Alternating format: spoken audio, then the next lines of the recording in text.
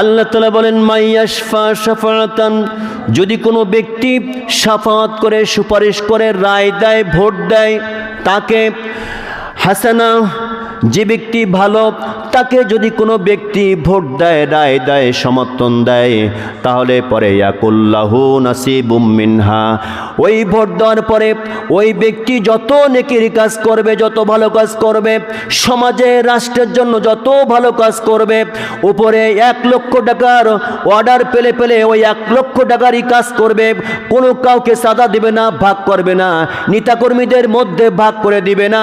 1 লক্ষ টাকার কাজ আসলে 1 লক্ষ টাকারই কাজ করবে, যে ওই ব্যক্তি যে সওয়াবের কাজ করলো, কি নাসিবুম মিনহা, যারা তাকে সুপারিশ করেছিল, ভোট দিয়েছিল, তাদের আমল নামায় তার থেকে একটা অংশ আসবে। কোন সুবহানাল্লাহ, আল্লাহ সুবহানাল্লাহ। আমার ভাইরা, আল্লাহ বলছে বান্দারে শোনো, আমি শুধু ন্যায়ের পক্ষে বললাম তাই নাকি? শোনো রে বান্দা, টেনশনের কারণ নাই। আমরা প্রশ্ন করতে পারি, রব্বুল আলামিন আপনি তো বললেন ভালো মানুষকে ভোট দিলে পরে যদি সে ভালো কাজ করে তাহলে পরে আমাদের সওয়াব হবে। আল্লাহ যদি কোনো খারাপ মানুষকে ভোট দেয়, আমরা প্রশ্ন করলাম রব্বুল আলামিন যদি কোনো খারাপ মানুষকে আমরা নির্বাচন করি তাহলে কি হবে? আল্লাহ তাআলা বললেন وَمَنْ يَشْفَعْ شَفَاعَةً سَيِّئَةً يَكُنْ لَهُ كِفْلٌ مِنْهَا। আল্লাহ তাআলা বলেন وَمَنْ يَشْفَعْ শাফাআতান সাইয়্যিআ, যদি কোনো ব্যক্তি মন্দ লোককে, খারাপ লোককে, যদি কোনো ব্যক্তি, যে ব্যক্তি মদখোর, গাঁজাখোর, হেরোইনখোর, চাঁদাখোর, এমন কোনো ব্যক্তিকে যদি কোনো সমাজের ব্যক্তি কেউ যদি সাপোর্ট করে, তাহলে পরে কিফলু মিনহা, আল্লাহ তাআলা বলেন ওই ব্যক্তির কাছে 1 লক্ষ টাকার কোনো একটা অর্ডার আসলো, সে নিজে খাইলো, নেতাকর্মীদের দিল, চাঁদা দিল, এমন করে 1 লক্ষ টাকার কাজ 50,000 টাকার করলো, বাকি টাকা সে খাইলো, নেতাকর্মীর মধ্যে বন্টন করলো। এমন ব্যক্তিকে যারা সিলেক্টেড যারা করবে, তার ভোট যারা দিবে, রায় দিবে, সমর্থন করবে, সুপারিশ করবে, আল্লাহ তাআলা বলেন কিফলু মিনহা, ওই ব্যক্তি যত গুনাহ হবে ওই গুনাহ থেকে একটা অংশ যারা সমাজে, রাষ্ট্রে ভোট দিয়ে সমর্থন দিয়েছিল তাদের আমল নামায় চলে আসবে। চিৎকার দিয়ে কোন নাউজুবিল্লাহ, আজ নাউজুবিল্লাহ। আমার ভাইরা, এবার আমরা প্রশ্ন করলাম রব্বুল আলামিন এই সামান্য বিষয়গুলো কি আবার নেকি হয় নাকি? ভোটটা একটা সাধারণ জিনিস, এটা কোনো বিষয় না। আল্লাহকে প্রশ্ন আমরা যদি করি, আল্লাহ বলছে ফামান ইয়ামাল মিসকালা যাররাতিন খায়রান ইয়ারা ওয়া মান ইয়ামাল মিসকালা যাররাতিন শাররান ইয়ারা। আল্লাহ তাআলা বলে বান্দারে, দুনিয়ার জমিনে যদি কোনো ব্যক্তি ছোট্ট একটা ভালো কাজ করে, যাররা পরিমাণ একটা ভালো কাজ করে, সেটা যে কাজই হোক না কেন, ভোট হোক আর যাই হোক না কেন, যদি কোনো ব্যক্তি একটা ভালো কাজ করে তাহলে কিয়ামতের মাঠে তাকে সেটা দেখানো হবে। ওয়ামান ইয়াফআল মিসকালা যাররাতিন শাররান ইয়ারা।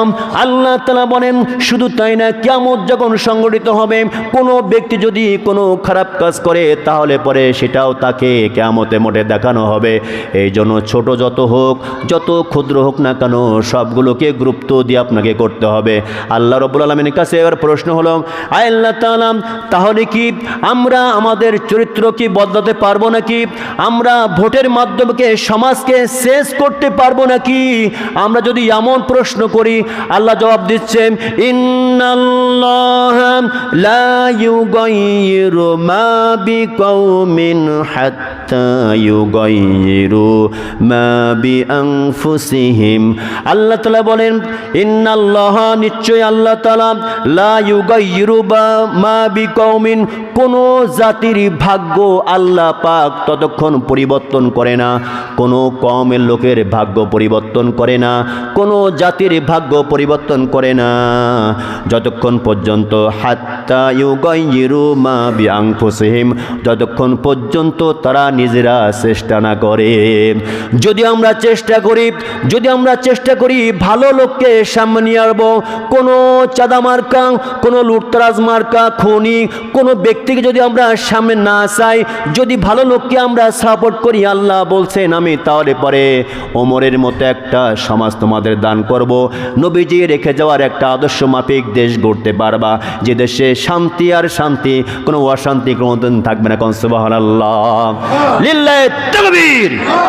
এজন্য আমার অনুরোধ থাকবে, আমরা এমন একটা রাষ্ট্র চাই, রাষ্ট্র সোজা করার জন্য দুইটা কাজ করলে যথেষ্ট।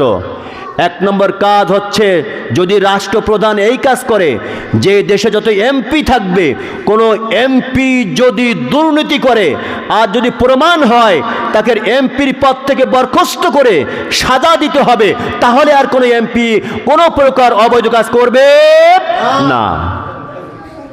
এরপরে যদি কোনো সরকারি কর্মকর্তা কর্মচারী অন্যায় করে, যদি ধরা পড়ে, কোনো সরকারি কর্মকর্তা কর্মচারী যদি অন্যায় করে ধরা পড়ে, তাহলে পরে যদি সরকার তাকে চাকরিচ্যুত করে এবং তার বিচার করে, আর কোনো সরকারি কর্মকর্তা কোনোদিন অন্যায় করবে না।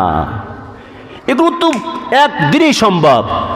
যদি কোনোভাবে ইনসাফ দেশে কায়েম হয়, তারপর দিন সকালে দেখবেন ফজরের নামাজের প্রথম কাতারে থাকবে সাদাবাজরা, ওরা হাতে তসবিহ নিয়ে চলে আসবে না, সাদা চাওয়ার সুযোগ নাই, অন্যায় করার সুযোগ নাই।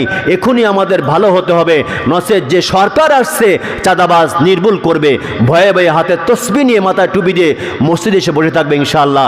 এমন দিন সামনে আসুক, আল্লাহ পাক কবুল করুন, আমিন।